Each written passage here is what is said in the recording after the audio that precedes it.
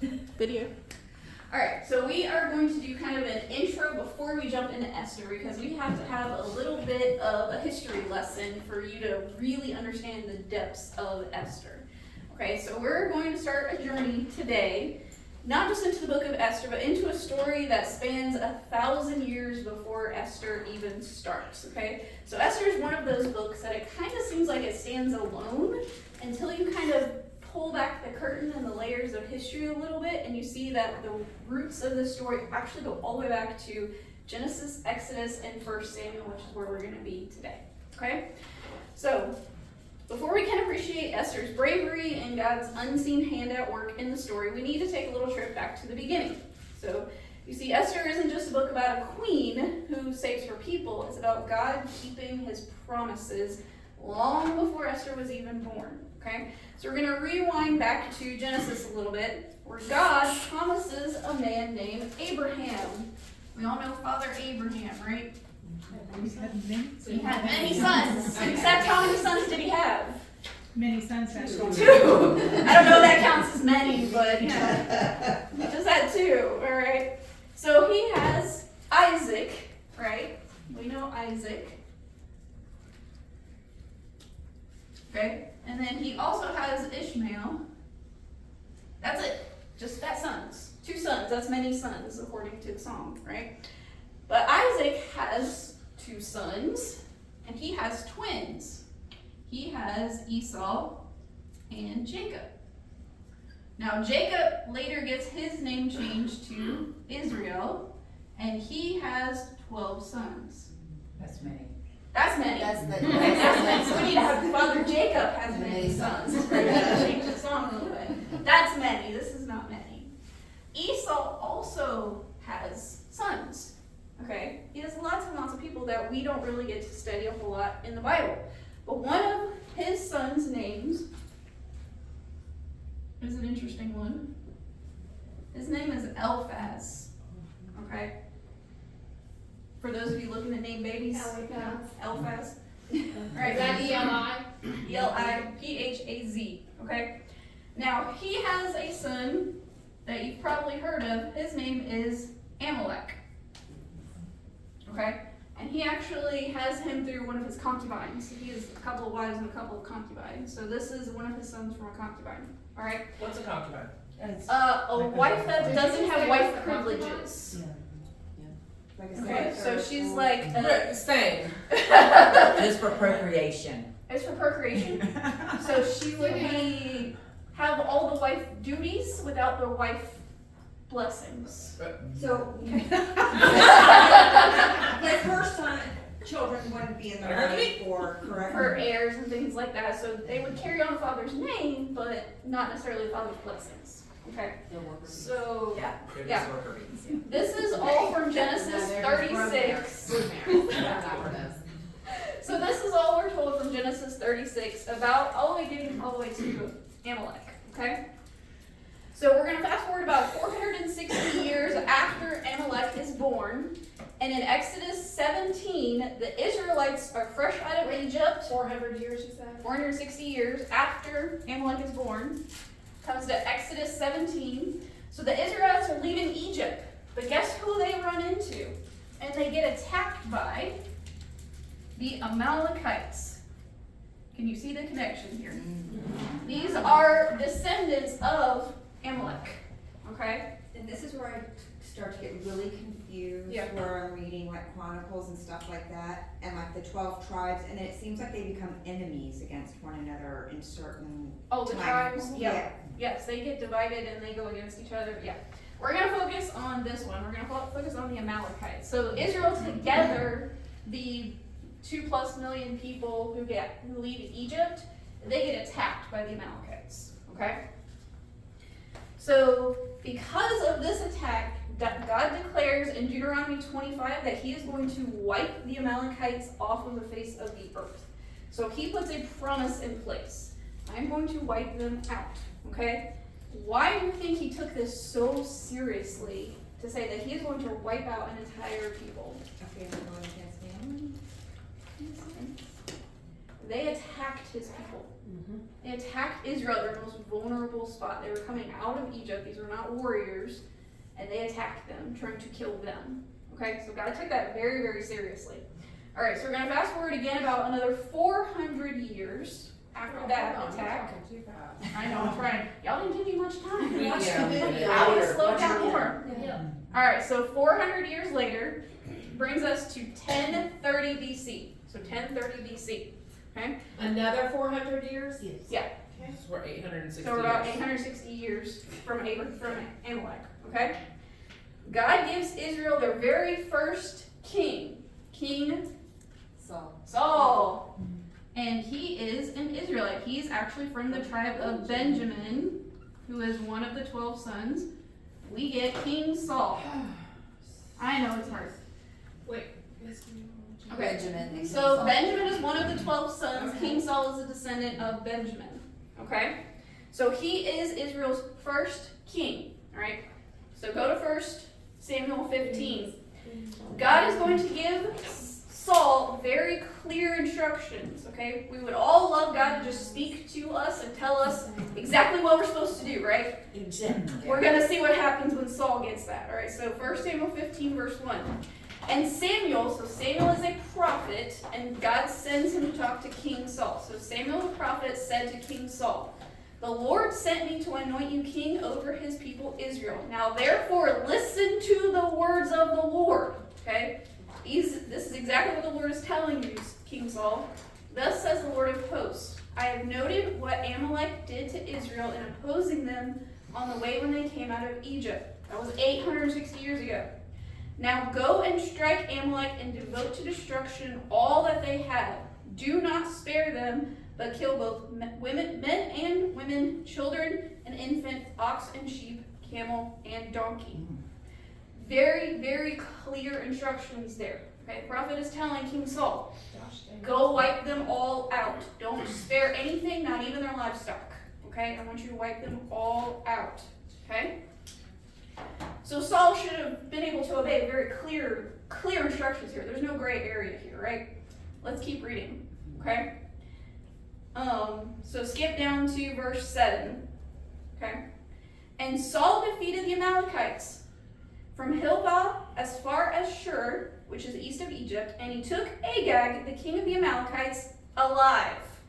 Red flag number 1. "And devoted to destruction all the people at the edge of the sword. But Saul and the people spared Agag and the best of the sheep and of the oxen and of the fatted calves and the lambs and all that was good." Strike 2. "And would not utterly destroy them. All that was despised and worthless they devoted to destruction." Okay? So even though King Saul was told very specifically what to do By the Lord. by the Lord, he doesn't. So he takes King Agag and lots of good sheep and oxen and all the best of the field, right? So he deliberately disobeys the one thing God told him to do, okay? So let's see what happens next. Verse 10. "So the word of the Lord came to the prophet Samuel," so God tattletales on Saul to his prophet, "I regret that I have made Saul king, for he has turned back from following me and has not performed my commandments." And Samuel was angry and cried to the Lord all night. So it breaks his heart to see the disobedience. Okay? "And Samuel rose early to meet Saul in the morning, and it was told to Samuel, Saul came to Carmel, and behold, he set up a monument for himself." Strike 3, Saul. Who's Saul? Got it. Okay. King Saul. Oh, wait, who's Samuel? Samuel's the prophet. The prophet. And where'd he come from? He's not any one of their children over there? No. Okay. Well, he's a part of the line of Israel, but he's a prophet. Okay. Okay? So prophet Samuel, it was told to him by the Lord, Saul came to Carmel and went up, and he made a monument to himself and turned and passed on and went to Gilgal. So Samuel the prophet came to King Saul, and King Saul said to him, "Blessed be you to the Lord. I have performed the command of the Lord." No, you did not. Liar, pants on fire. Woo! Strike 4, Saul. No pants to be found. "Bless you, almighty prophet. I've done everything the Lord has told me to do." And you know what Samuel's response to it? I love this so much. I know. And prophet Samuel says, "Then what then is this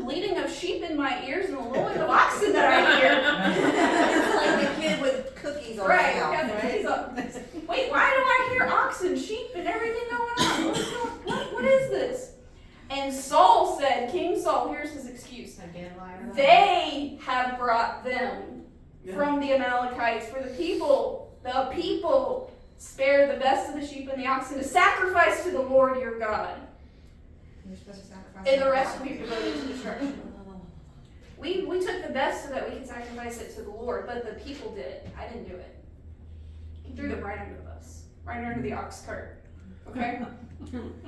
So when King Saul is confronted, he lies and he blames the people. Now, Prophet Saul, he's no fool. He sees right through Saul's lies. Okay? So finally, Prophet Samuel has to step in and finish what King Saul refuses to do. So I want you to go down to verse 32 and find out the end of the story, because they go back and forth in the verses here. But jump down to verse 32. And then Prophet Samuel said, "Bring here to me Agag, the king of the Amalekites." And Agag came to him cheerfully. He's like, I'm going to get off the hook. Wait. But my book says he came to him trembling. Mine says cautiously. It doesn't say that he came happily. Mine says So cheerfully. mine says, trembling. Mine says confidently. Mine says oh, cheerfully. we have to do a word study on that. Yeah. All Mine right. says cheerfully. Mine says cheerfully. Well, let's read on. Mine says it came to him in chains.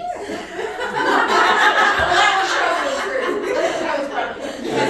It goes on to, mine says, Agag came to him trembling, for he thought certainly the bitterness of death has come. Yes. Okay, so that's probably like, we probably has conflicting feelings there. But Agag said, surely the bitterness of death is past. So at anything, he's at least convinced that he's not going to die. Okay? Because he's being taken to the prophet. Surely the prophet would not do anything to anybody, right? Surely. And Samuel, the prophet, said, as your sword has made women childless, so shall your mother be childless among women. And Prophet Samuel hacked Agag to pieces before the Lord in Gilgal. He did what Saul would not do. Yeah. Y'all think the Old Testament is boring, right? It's the favorite. The prophet took matters into his own hands, okay, and obeyed where Saul did not. Okay? Isn't it sobering to see how one man's disobedience has all of these effects? And 3 times in this chapter, God tells Prophet Samuel that he regrets making King Saul. And he regrets making Saul king. Okay? So, I want you to hold on to that history lesson. Okay? Because if we skip forward another 550 years, okay, 550 years in the future, we land at 483 BC. 483 BC. 550 years after this incident happens, we get to the book of Esther. Okay? Hold on. 550 years later, in 483 BC, I know all these numbers are thrown at you. That's 500, 400, 500. So 483 BC, Esther starts. And Esther, Are we chapter going 2, to Esther now? we're going to go to Esther next week. I'm building. Oh, my bad. Esther 2 verse 5 tells us that Esther and her cousin Mordecai are descendants of a man named Kish, who is the father of King Saul. Okay? Wait. Esther. So Esther and Mordecai are related to Kish, which makes them related to King Saul. They're not as King Saul and Benjamin related. He's from the tribe of Benjamin. He's from the tribe of Benjamin. Oh, the tribe, okay. So that means that Mordecai and Esther are from the tribe of Benjamin. The little tribe. Okay? It's a very little tribe. Alright? So they belong to King Saul's family. But Esther 3:1 tells us that Haman is an Agagite. So he is related to Agag. Who is an Amalek. This gets good. Okay? Wait, can you say The intrigue. So Mordecai and Esther Yeah.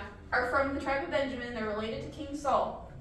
Okay? Haman, who we're going to meet, is called an Agagite, which means that he's related to King Agag, an Amalekite. He's not a good guy. He's not a good guy. That should be clue number 1. But we also have beef here. Remember?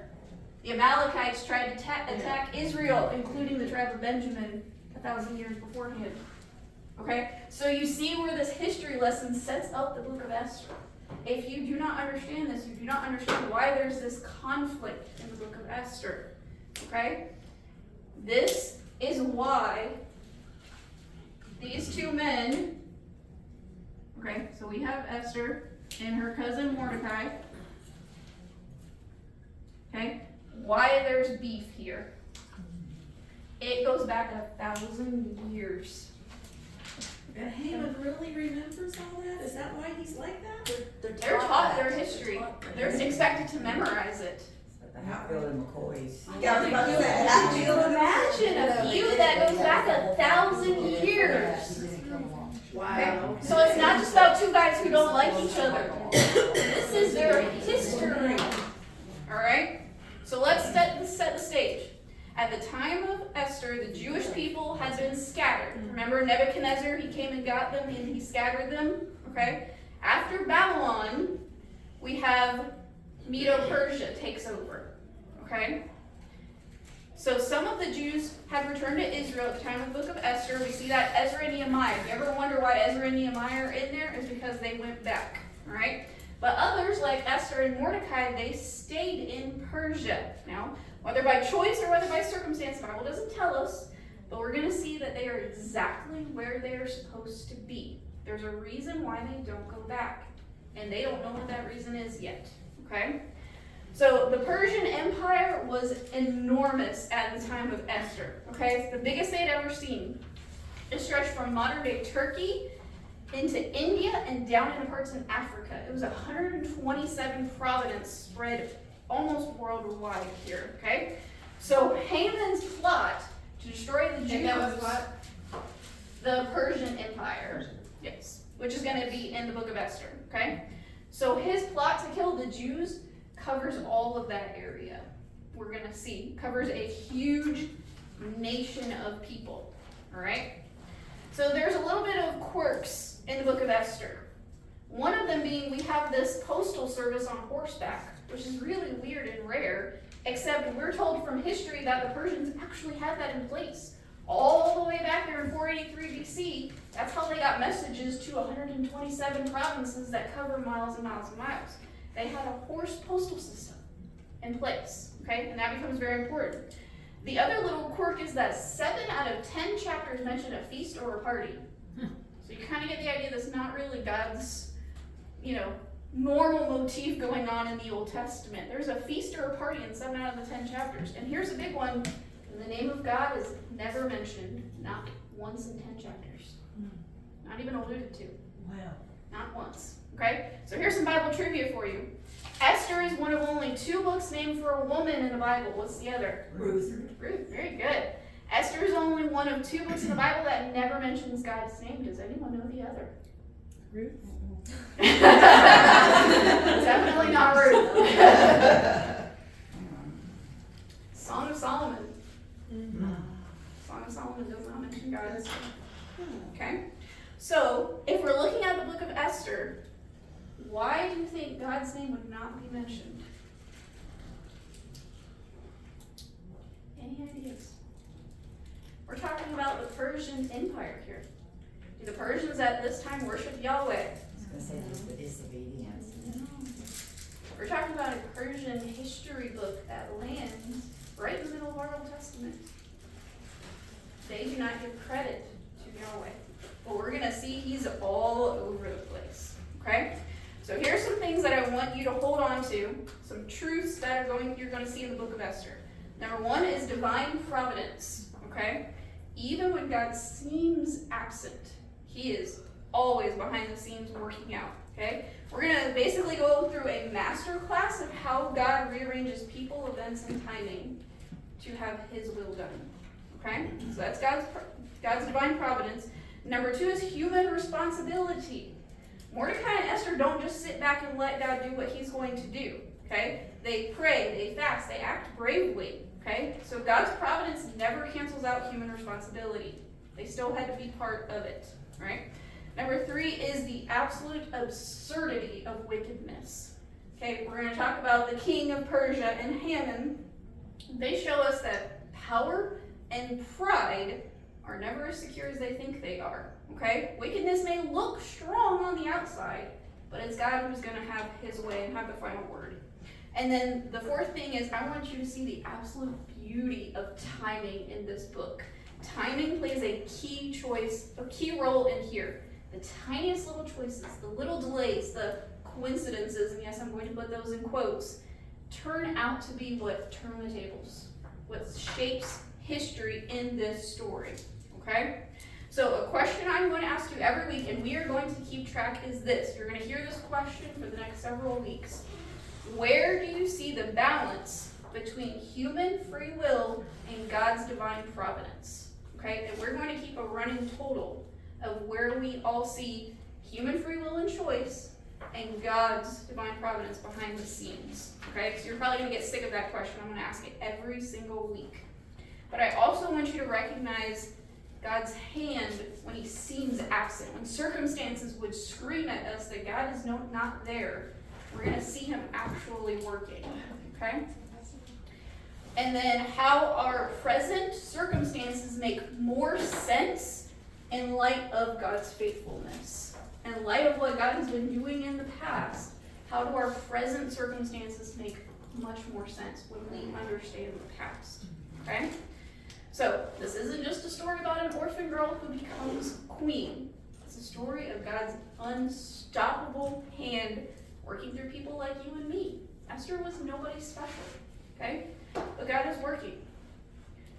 What's the question, the end of the question, where's the balance between human free will and what?